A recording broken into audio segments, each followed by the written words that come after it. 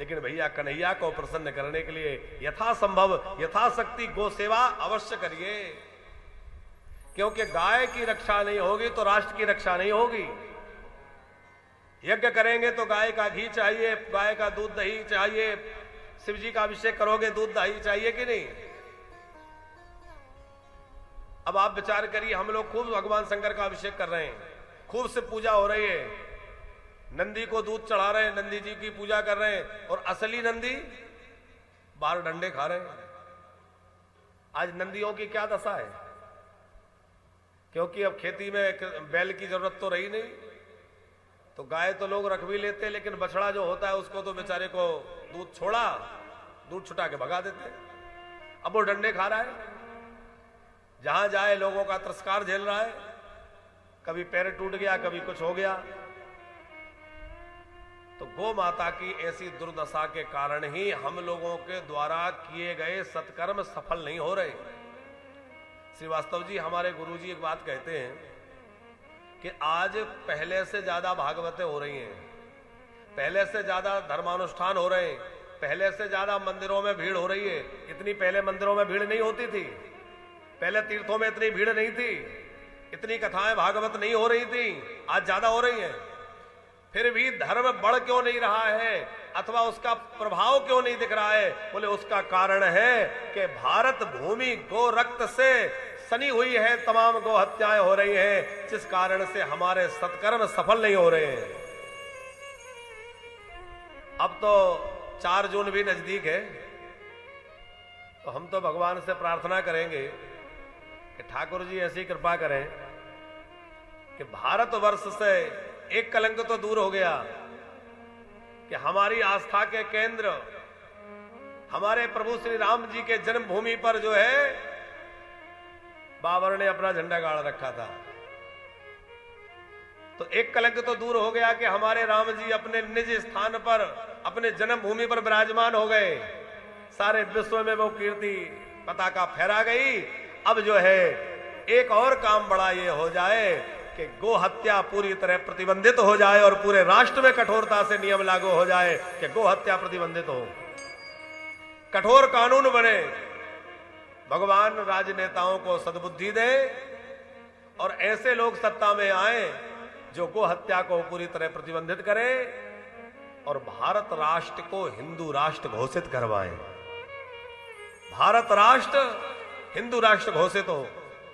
अच्छा, इसमें किसी को आपत्ति है क्या? फिर ताली क्यों नहीं बजा रहे? तो आप लोग भी सोचते होंगे भैया चैनल में कथा चल रही है, लाइव जा रही है, हम भी कहीं राजनीति के चक्कर में ना पड़ जाएं। अरे हम लोग तो खुल के बोलते हैं, जो पड़ जाए सो पड़ जाए। हम किसी राजनीतिक पार्टी के नहीं है, ना हमें राजनीति से मतलब रहता। और इतना चुनाव हो गया, हमने अखबार उठा के नहीं देखा कि क्या हो रहा है, कि कौन कहां क्या चल रहा है, क्योंकि हमें इसी से फुर्सत नहीं है। मानप्रस्थ बनाना है, अपना भागवत करना है, कथा सुनाना है। पर हां इतना जानते हैं कि जो सनातन की बात करेगा हम उसकी बात करेंगे, और जो सनातन के लिए खड़ा है हम उसके लिए खड़े हैं। जो सनातन धर्म की रक्षा की बात करे हम उसके लिए आगे ना आए, साधु संत उसके लिए आगे ना आए। अब इसमें कोई राजनीतिक कहे, कोई कुछ कहे, तो वो अपनी अपनी कहता रहे, हमें क्या फर्क पड़ता है?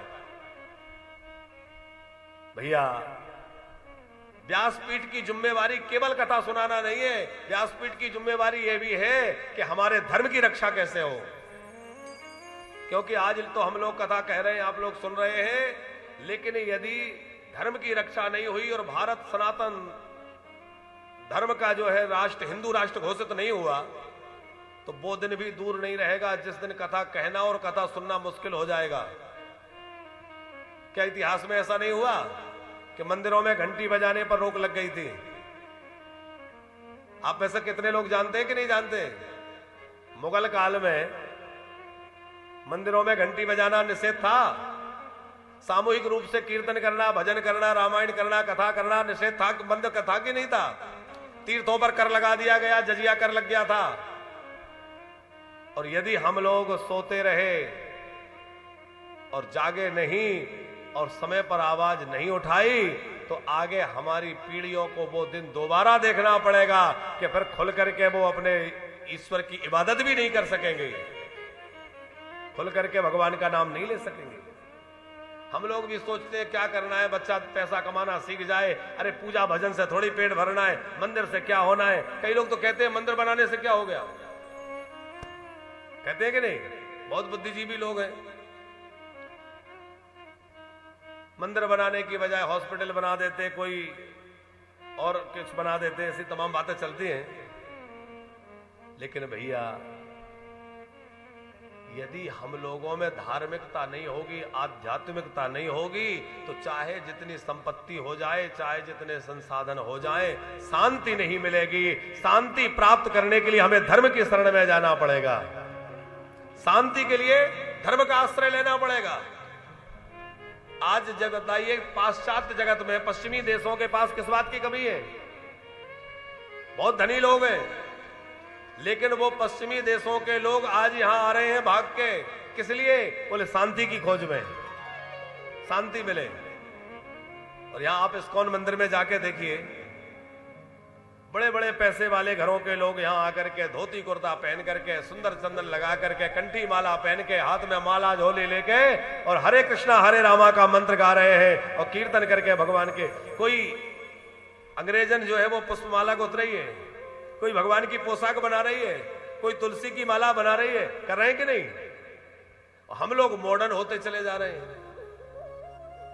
अरे जो मॉडर्न हो गए उन्हें बाद में पता चला कि भैया इसमें कोई सुख नहीं है, आनंद तो भगवान के भजन में है, इस अध्यात्म में है।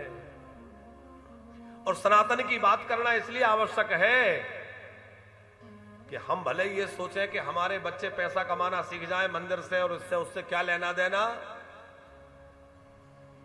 लेकिन वो पैसा, वो संपत्ति भी उनके काम नहीं आ पाएगी।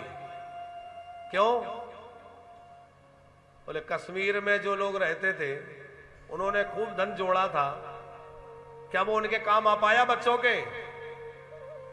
अरे हाँ ना, कुछ तो बोला करो, आपको थोड़ी कोई पकड़ रहा है, नहीं आया ना? तो यदि इसी तरह हम लोग भी मौन बैठे रहे तो हम लोग जो कमा कमा के रखते जाएंगे, पता नहीं कौन लूट ले जाएगा, कौन खाएगा, क्योंकि बच्चों को खाने थोड़ी देंगे। इसलिए कम से कम ऐसा प्रयास किया जाए कि भारत देश जो है वो हिंदू राष्ट्र घोषित हो जाए, और गौ माता जो है वो राष्ट्र माता घोषित हो जाए, और पूरे भारतवर्ष में गो हत्या पूरी तरह प्रतिबंधित हो, गो हत्या पर जो है कठोर कानून बने।